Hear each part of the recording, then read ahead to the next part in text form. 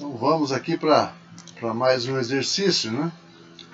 A figura ilustra um sistema formado por um paralelepípedo homogêneo de base quadrada em repouso e apoiado sobre uma barra disposta na horizontal e sustentada por dois fios A e B. Inicialmente, os fios e a barra possuem o mesmo comprimento. Então, o fio A tem um comprimento inicial, o fio B um comprimento inicial e a barra tem um comprimento inicial. Os três têm o mesmo comprimento inicial. Os fios A e B são feitos de materiais cujos coeficientes de dilatação linear valem respectivamente αA e αB. Ao produzir uma variação de temperatura Δθ em todos os elementos desse sistema, observa-se que todos se dilatam, permanecendo os fios na vertical, a barra se inclina e o paralelepípedo fica na barra, conforme indica a figura 2. Nessas condições, e considerando que após a dilatação o paralelepípedo tem altura h e que sua base quadrada tem aresta B, pode-se afirmar que a razão H sobre B vale. Então notem que essa é uma situação que ele coloca aqui, ó, que ao produzir a variação de temperatura, né, todos eles são aquecidos, né? Há uma inclinação e esse paralelepípedo está na iminência de escorregar. Está na iminência de escorregar e na iminência de virar também. Então são duas situações. Quase escorregando e quase virando em cima dessa barra aqui, tá? Então vamos avaliar da seguinte forma. Primeiramente, olhando para a segunda figura, né? Olhando para a segunda figura, nós temos a situação limite. Nessa situação limite, olha só o que nós temos aqui. Um triângulo retângulo, tá? Um triângulo retângulo. Onde nós vamos ter aqui, ó, comprimento inicial da barra B, do fio B, comprimento inicial do fio A e comprimento inicial da barra. Todos possuem o mesmo comprimento. Então aí nós temos aqui, ó, após a dilatação, né, o que aconteceu após a dilatação? O fio B ficou maior. Se o fio B ficou maior é porque ele tem um coeficiente de dilatação maior que o fio A. Perfeito? Então quanto que ele aumentou? Quanto vale esse lado oposto a esse ângulo aqui? O que aumentou o B, ΔLB, menos o que aumentou o A, ΔLA. E aqui embaixo nós temos o comprimento inicial do fio para essa situação. Tá? O que mais que a gente tem aqui? Então veja bem, o que a gente pode fazer assim? Esse ângulo está relacionado com o limite, com a situação limite. Então, qual é a função trigonométrica, né, que eu relaciono o cateto oposto com o cateto adjacente? Tangente, né? Então vamos aplicar aqui a tangente desse ângulo alfa. Tangente de alfa vai ser ΔLB menos ΔLA dividido pelo comprimento inicial, né?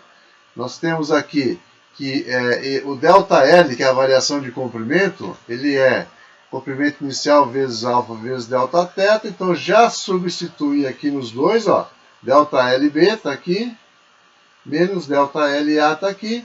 O comprimento inicial aparece nas duas parcelas, assim como a variação de temperatura também. Então o que eu faço aqui? Vou colocar em evidência isso que é comum nas duas parcelas aqui da subtração. Então L inicial vezes Δθ, e aí sobrou αB menos αA. Podemos cortar aqui esse comprimento inicial e o comprimento final. E aí nós temos que a tangente vai ser igual a Δθ, que multiplica αB menos αA. αB menos αA. Agora eu vou trabalhar aqui com a situação da possibilidade desse paralelepípedo tombar, tá? Possibilidade dele tombar. Então, por que ele pode tombar, né? Ele está num plano inclinado, né? Ele está num plano inclinado. Vou fazer a figura aqui para exemplificar melhor, né? Ele está no plano inclinado. Eu passei as duas diagonais aqui, ó, para a gente mostrar esse ponto central, que é o centro de gravidade dessa figura, tá? Então eu tenho uma força puxando para baixo do plano, que é a nossa PX, e uma força que apoia no plano, que é o nosso PY. Então eu vou formar aqui um triângulo também para a gente poder trabalhar da mesma forma que a gente trabalhou aqui em cima, tá? É o mesmo triângulo. O que vai mudar aqui, né, é só para mostrar que esse ângulo θ é o mesmo ângulo daqui. Então, no plano inclinado, a gente pode trabalhar com o valor de Px e Py relacionado a esse ângulo, tá?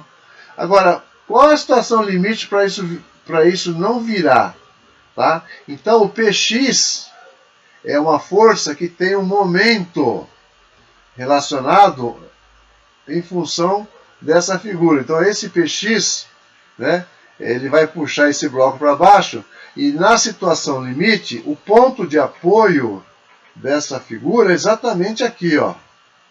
Exatamente nessa parte aqui. Ele está quase que tombando em cima disso aí. Então, a gente pode afirmar assim, que o momento da força Px tem que ser igual ao momento da força Py, para que esse bloco não tombe, é o limite, tá? Então, momento de Px é igual ao momento de Py, tá? Quem que é o Px, quem que é o Py, né? O Px, no plano inclinado, é o peso vezes o seno do ângulo. E o Py é o peso vezes o cosseno do ângulo, tá? Então, nós temos aqui, ó, o momento, eu tenho que identificar essa distância daqui ao ponto. Qual é o ponto que ele vai girar? O ponto que ele vai girar é exatamente esse ponto de apoio aqui, ó. Então eu tenho que descobrir a distância de Px, é metade do lado, tá? Então é h sobre 2, e a distância do Py em relação a esse ponto, que é metade da base, metade do lado da base. Então é b sobre 2. Aí a gente pode aplicar a equação, então vai ficar Px, momento da força, é a força vezes a distância dela ao ponto de articulação, né? Então é Px vezes h sobre 2 igual a Py vezes b sobre 2. Então aqui a gente pode cortar o 2, que está dividindo aqui os dois lados, né, da igualdade aí, né? E a gente vai, no lugar do Px, vai ser P vezes seno, né? E no lugar do Py, P vezes cosseno. Aí eu também posso cortar o peso que aparece dos dois lados.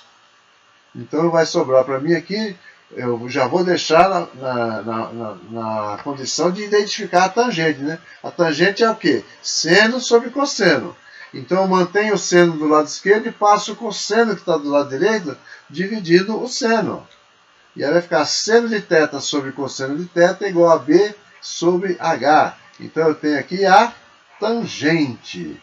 Então essa tangente aqui é igual a essa tangente ali. Então eu vou igualar as duas equações. Então tá aqui, ó. B sobre H, que é tangente, é igual a quem? Δθ, que multiplica alfa B menos alfa A. Aí nós temos então aqui o que ele pede no exercício é H sobre B, e não B sobre H. Então eu vou inverter aqui e inverto o lado de cá também. Então H sobre B vai ser 1 sobre Δθ, que multiplica alfa B menos alfa A. A resposta aí é a alternativa D de dado.